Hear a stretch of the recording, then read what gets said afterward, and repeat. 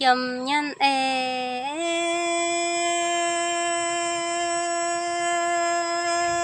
chấm chê dạ khu nha dạ khu là nhân ô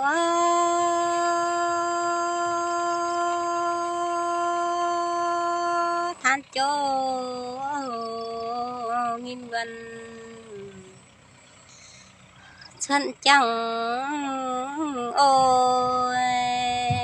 chiều là sai lo ai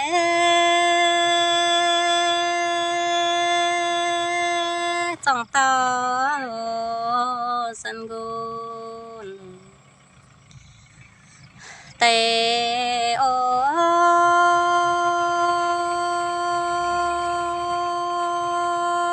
yểm kỹ thái buông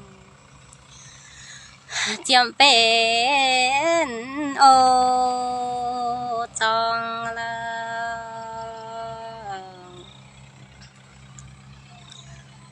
xem chơi về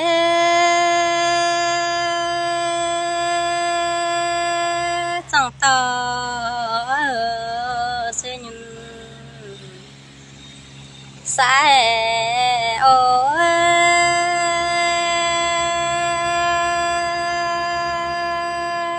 xã thọ như chia chi nhà ô quê là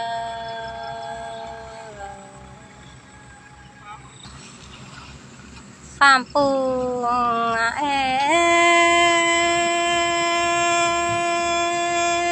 phải lo ta cầm chun ô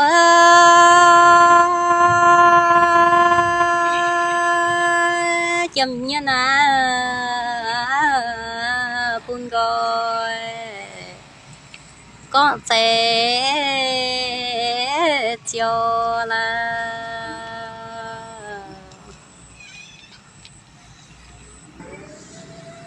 tư chẳng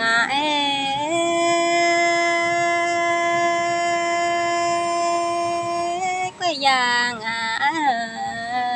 phiêu chân khi ô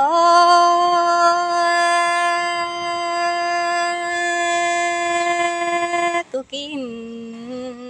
quay giang can lỗ